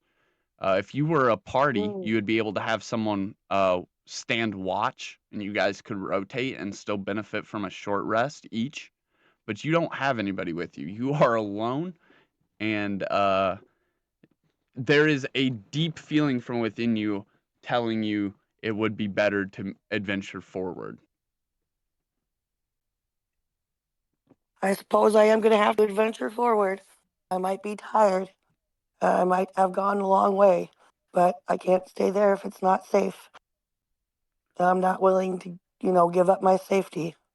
I'll just have to adventure on maybe until morning, and Yeah, then morning I can set up a camp and do a short rest and and have something to eat. you don't have to continue advancing as fast pace as you have. You could Yeah, slow yeah, just down. take it slow. You're definitely Yes, starting to yes. feel the weight of all this gear, as this is farther than you've ever traveled in one day, let alone traveled at this pace for an entire day. So you start to slow down. The exhaustion, you aren't under the effects of exhaustion. I probably shouldn't say that, but you are definitely feeling a little bit of the weight and a little bit of the weariness. You even swipe some sweat from your brow. But the moon back in the sky, it has invigorated you. You feel really good again, and you are able to just keep going. Um, you see a couple of what appears to be these darkened fur hyenas, almost like they're kind of like bickering back and forth really quietly, as you can only see their heads and the silhouette of these lumbering muscles behind them as they duck into these two bushes, these big overgrown thorn burrows behind them as they seem to like lurk into this dark passing area. You are on what appeared to at first be a nice, easy, open trail. I mean, it was meadow after meadow and then some trees here and there, but for the most part, they appeared on your side. Nothing ever directly in front of you. A very nice, easy, navigatable trail, even as those meadows started to wane out and the path got much flatter. Um, and as you are traveling along this easier route, there is less in your way, maybe a cobweb that you sweep out of the way with your hand here or there, and maybe a stick that you got to duck under. And as you duck under one of these sticks and your head pops up on the other side, go ahead and roll a. Uh, let's do Let's do acrobatics. Go ahead and roll an acrobatics check for me. So roll your d20 and then add your acrobatics modifier. Okay. I rolled. Let's see if I can see it on the thing. Hold on. Where's the jet? One. Okay, but what's your athletics modifier? Ooh, okay. What is your That's dex? still not. Huh? So it's +0? Yeah. It's +0, so she doesn't get a bonus. All right. Right, I Well, don't get nothing. that's fucking hilarious. So, as you duck under Critical this fail, stick, baby. 1 plus very 0. very briefly, you see this rough, ragged, big, giant savage. What color is your tent? I'm gonna go with green. Red. You crash into this big, rugged red tarp, and you just Ah. trample all over Savage. Like he's laying down, tucked up, Ugh. having the dream of his life. He's like, "What the fuck's going on?" And then Not boom, here anymore. comes Solaris, just trampling through with all this weight on her backpack. She isn't going full Oh, speed crap, no more. dude. I'm sorry, man. She's kind of ducking and weaving, but she does not see you set up in this nice open area. She just fucking smacks right down into you. And you guys are introduced. So this is going to be your vignettes. Savage, just respectively, since she crashed into you, you get yours first. Ray, you get yours. Go ahead and role play out your guys' first meeting. All right. My body. Oh. I didn't see you there. I was running from these savage animals. You didn't see the big red tent just I guess I wasn't sitting looking. there? I was looking behind me, trying not to get caught. Ah. Come on. I was just having the best dream. Well, not really, but damn. Ah. Can you I'm can sorry. you I'm help me sorry. up? Can you Yes, help let me me up? help you up. I'll help you set your tent up. I dust you off, brush you off a little Ah. bit. Sorry. Ah. So you guys get Damn some it. introductions out of the way. The mess gets cleaned up. Would you like to maybe offer her a meal, Savage? After she ruined into my tent? I have some ingredients. she she has some ingredients. She says.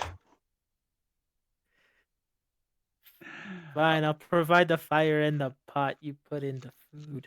As you didn't Okay, really yes. sleep all too well at night, and now your full night of sleep has been interrupted, you feel like you would only get a short rest. But as you two both share this meal, you actually get rested up quite a bit. Savage is quite the whiz of a cook, and he helps you guys get both the equivalent of a full rest. So all that Sweet. exhaustion you Thank are you, man. feeling just disappears. You guys could role play out what food you would be eating and the conversation that you guys would have over food if you'd like. All right, you go ahead, Savage. So is it too salty? Is it just right? How do you liking the food? It's very, very well seasoned. I really appreciate everything that you've done for me with this meal. I'm glad that we could have this sit together. I didn't expect to run into anybody. Well, neither was I, nor let it be trampled by somebody else I wasn't thinking of, but there's always a first for everything. I have to agree. I'm so happy that you had this nice big pot and that I was able to provide some of these potatoes and carrots for our nice stew meal. Yeah, they were freshly picked. I really like the freshness. They helped a lot. I Hopefully, agree. with this meal, it helps your with the carrots. They help your eyesight. So next time, you be more careful. Very fair, very fair. You guys enjoy this nice meal and this actually very nice conversation, despite the terms in which you guys meet it upon. Um, and as the time passes, Savage, I would say it would be you that would feel this sense of urgency, really. Solaris is almost kind of lost in the fact that she's now stumbled upon you and messed up your tent, and now you've cooked her food. So it would really come to your mind first that you have something else to take care of. As you Oh, guys are eating, okay. presumably. hmm Well, I hope you have eaten well, rested up, but I need to start packing up and head going somewhere. I have something I have to go and find Oh, out for myself. yes, that reminds me. I'm also on a journey as well. I'm trying to find the sunflower leaf to save one of my friends back home. It's like, oh, well, And it with sounds I the like you wonder, both have very important things to do. with yes, that I wonder if we knowledge, will end up traveling in the same direction. yeah, you would Savage know that that flower particularly only does bloom in the same place you're heading. And it is very dangerous to get to. There's a lot of obstacles you would have to make athletics checks around. Oh boy.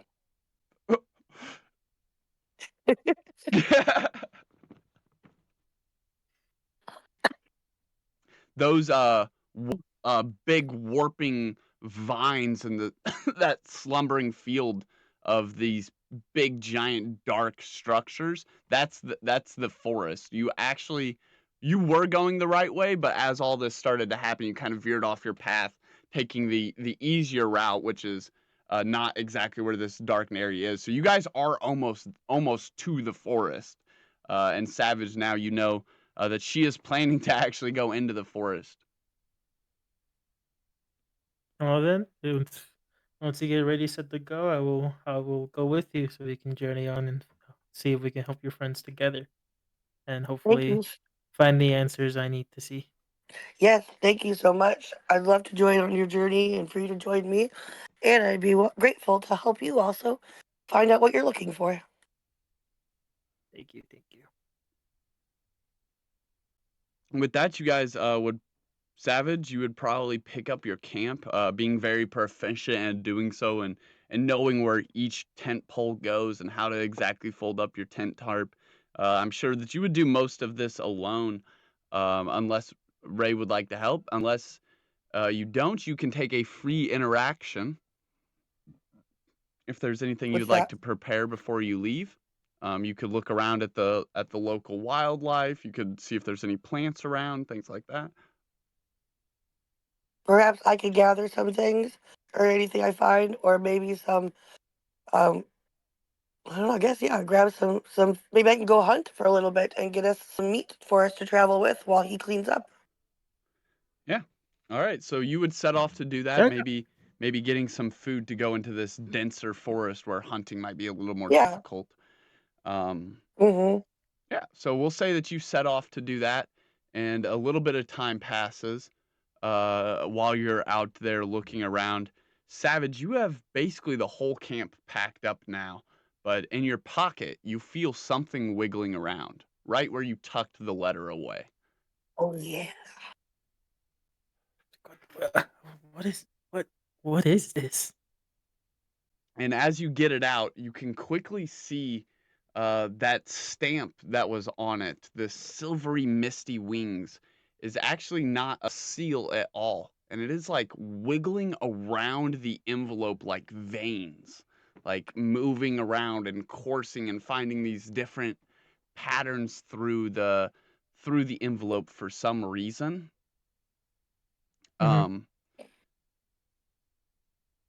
I will say as to what you would read into this letter, I'm sorry that I haven't messaged it to you yet. I have to type it out.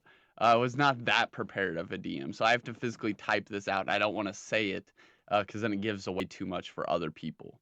But Yeah, yeah, yeah. I would say once you open this letter again and you reread over it, one thing in it particularly would stand out. Um, it says in this letter somewhere that there are multiple stepping stones to the path ahead of you. Um, and you get this strong resonance that that could almost be what you were dreaming of, that stone.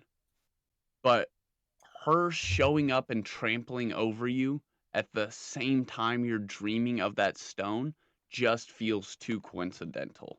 And now you might think maybe she's one of these stones on the path. Maybe. These are just Mm-hmm. amplifications that you might get from the summary of this letter. Uh-huh. So I think you made a very good choice in offering for her to go with you on this path. But yes, this ink begins to shift around, and you get this odd feeling as if once the ink understands that you understand, it very slowly resorts back to that starting seal. The letter even folds itself up and real nicely seals itself with these wings and this misty looking magic, this misty looking silver.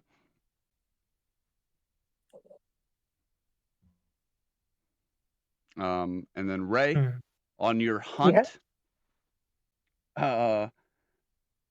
what are you tracking specifically? You want some big game, some small game? I'm gonna call it some squirrels. There are definitely some tree rodents and avians flying around the canopies as you get closer to this more etched in tree area for sure. But not very many as you get closer to this dark tree. Savage, Okay. would Yes, you sir. make a uh, observation check? Just a raw nat 20 observation. Things that you observe stirring around you. I'm gonna roll a d20. Yep. And Ray, you can go ahead and roll one as well because you're looking around for things Okay. that might be around as well. We're both rolling a d20. Yep. Or Yeah, that's what he said. We Oh, both are. You're and doing yeah, observation of checks? course, Ray, sorry, I almost forgot. You are druid, so you do have the ability to make tracking and taming checks with a nature check. Okay. So, okay, let me roll my roll. Let me see what my roll is, and then you tell me what I'm supposed to do with it. Add your mean, nature modifier. I got me. What is that? Me at 11? you're the 11 and I'm the 9. Yeah. Okay, now I gotta go back to my character sheet. Mm-hmm. Do- Da. Would I add what, investigation or perception to my 9, brother? Perception for sure. Yeah, I didn't even think about that. Yeah, And you could definitely add perception for sure. then that 9 turns into a 11. The +2 perception. All right, I'm adding mine to my animal handling and my what now? Investigation Yeah. or nature? Nature. If you want to use it Okay, as a so tracking and taming bonus, which you are tracking okay, right but now. yeah, so it's not animal handling, it's nature. Yes. Okay, so if it's nature, my 11 turns into a 10. A 10. You have -1. We're not going by the ones on the, Oh, at least not for you. okay. Your nature check is an innate +1. All right. Okay, so then I got 12. Mm-hmm. Okay, it's That's pulling right. up That's over right. That's there right. for I some have to write reason. this. Next time we play, I'm getting me a notebook, okay? Because I'm not going back and forth to this damn thing. Is that my You're fine. I'm just roll? gonna write Oh, down this in a notebook. fuck. All right. I guess we gotta wipe the party. What? So, so, um, what was your role first, Ray? Hers Mine was an was 11. 11. Yeah. Okay. There is a very very soft brown, almost deer-like fur poking out of a bush. A little bit bigger than a hyena or than a than a squirrel for sure. Um, Okay. Okay. and That's you getting have a very scary. very clean shot on it as it is just sitting there in this bush, not aware that it is poking out of it. So let's go. Keyword. Let's get him. It's not keyword. It's not aware. So it doesn't know you're there. So I gotta like sneak up on it. Yeah, You this could would have be advantage this if would you be at sneak on it. advantage. You could have a sneak attack for sure. Mm-hmm. Then so I have to roll. I'm You rolling again. you still have your bow too, so you can either try to get up close and personal with it, or try to hit it from a distance. I think I'm gonna stay with the distance because I don't want to have to sneak up because I seem awful clumsy. So I think I'd like to take a bow shot at her. Okay. Go ahead and roll two d20s at advantage. Take whichever one's higher, basically. D20, D20. Okay, back to The chat. 12. The 12 was the highest. Yeah, yep. 12 it is. Perfect. I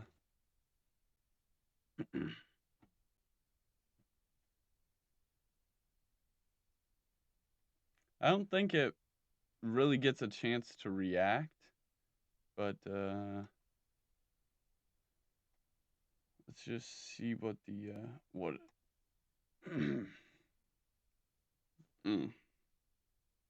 That's very no bueno.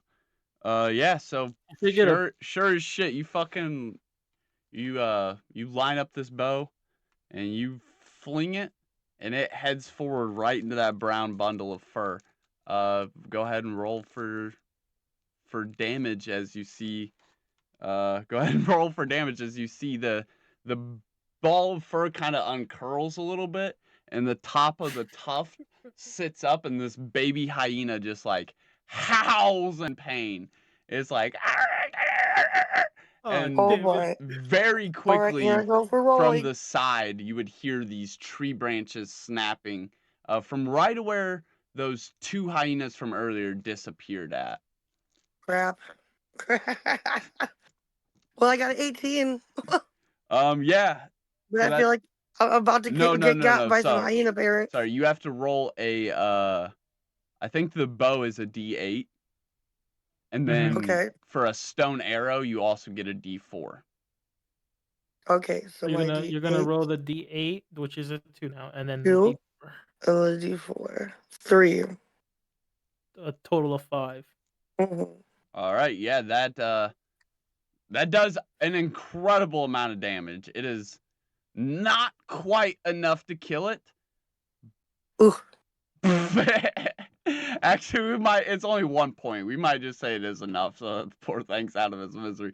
Yeah, you fucking just like, May it I like ask a freezes question? like quick? it's not dead for a second, and it's like, and then it's just like, Just a little death rattle. Yeah. and it drops. And I highly suggest you pick up that meat, and let's go ahead and Get the fuck out of there. yeah, Oh, you yeah, get I'm out. sure gonna pick up You're that meat not in and go on initiative again. yet because you just one tapped it. It's dead, but you can definitely hear something else is rattling around in the bramble. Yes, I would like to leave now, please, with my meat. All right, you grab up the fur really quick, the little tuft, and yeah, it's about the size of a large pumpkin. So you could Okay. carry it pretty easy, and it has a decent amount of meat on it for it being so small. And you kind of just tuck it away because you're fucking running. And as you leave this clearing, you can definitely hear those sticks snapping, breaking, the sense of that sound of huffing and of these hyenas that are trying to detect what has happened here, where that sound of the yipping came from. They are on it. They're ripping that clearing up behind you, where those bushes are, and not. Yay. But they are definitely hot on your trail as you make your way back to Savage, or back to. So when I get there, I'm gonna have to tell him, okay, you ready? We packed because we need to go. Yeah, Savage. With your roll, you would already have known that something is possibly lurking around here. Nothing is Okay. engaged with you. Nothing has attacked you, or necessarily hiding from you. But something No, is but there's, lurking around yeah, here already. yeah.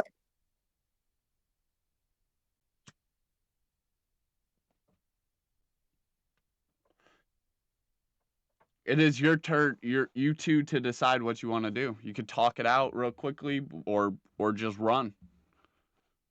Well, Savage, I think that we should just kind of get up and go. There's no reason for us to stay here. We're packed.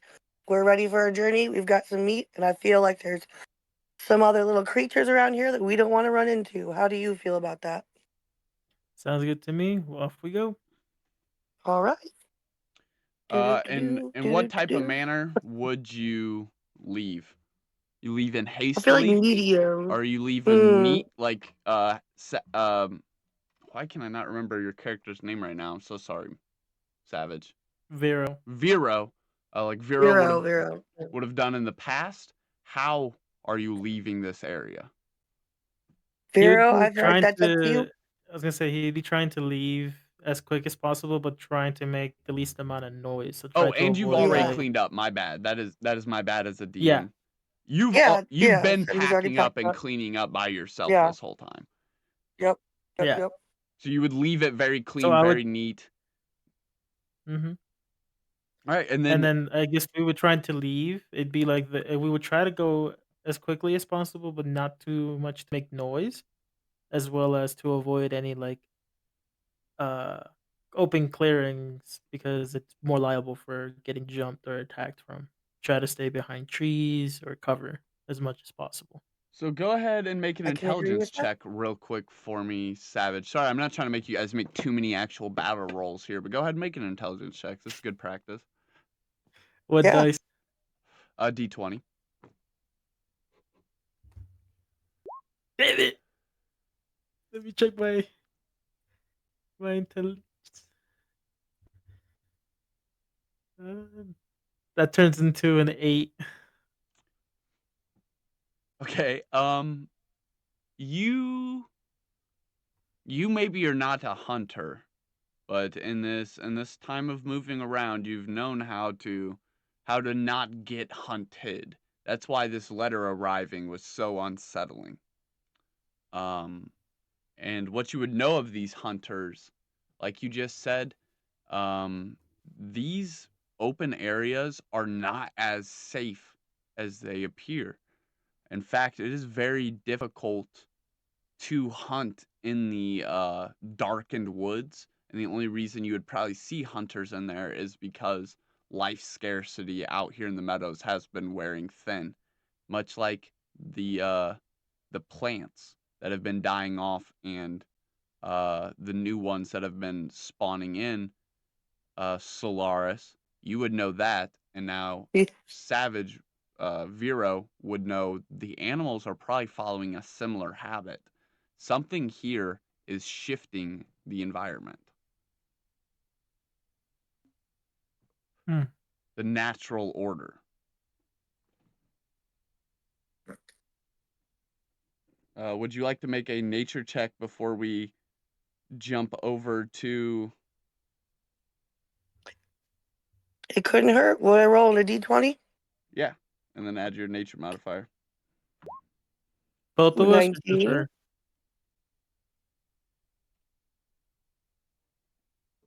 Both of us or just me? Just you.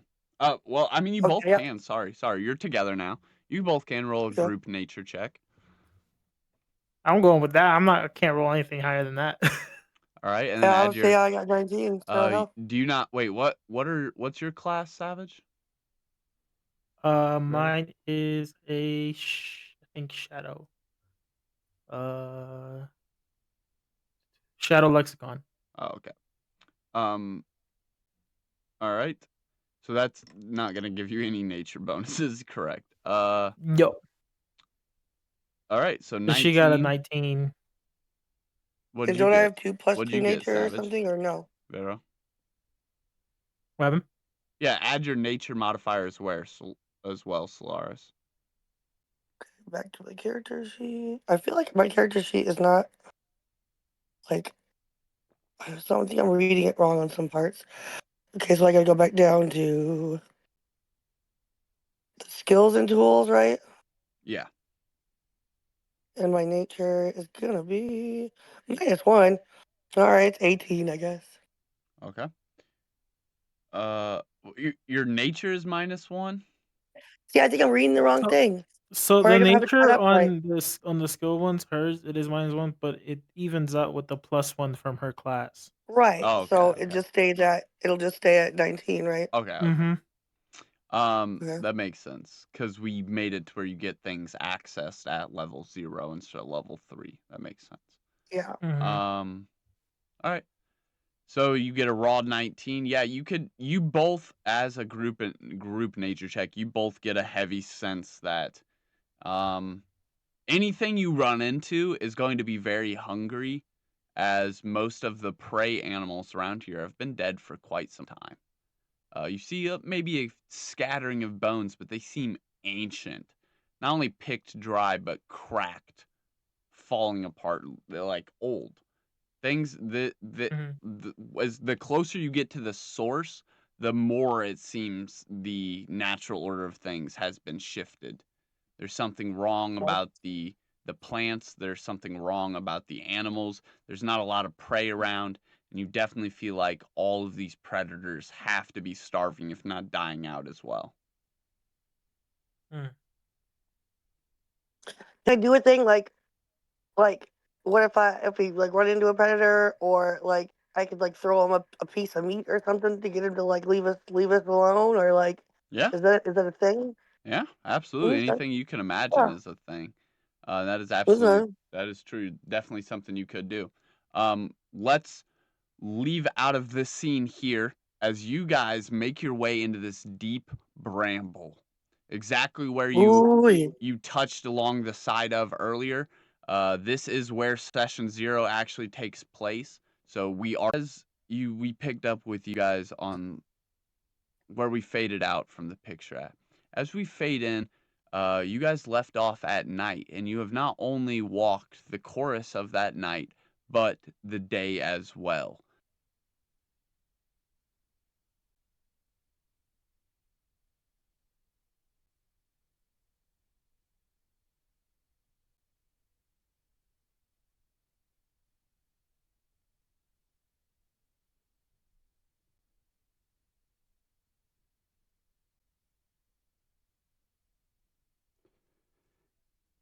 And that brings us to the end of our very first journey together. Thank you truly for tuning in and for imagining with us, and for taking the very first step into the world of spells and scepters. Tonight was just a whisper, a breath before the real adventure begins. Your support means everything, and we can't wait to share more stories, more magic, and more laughter with you. Until next time, may your spells be strong, your path be bright, and your heart stay open to the wonders ahead. Good night, and welcome to the beginning of Spells and Scepters.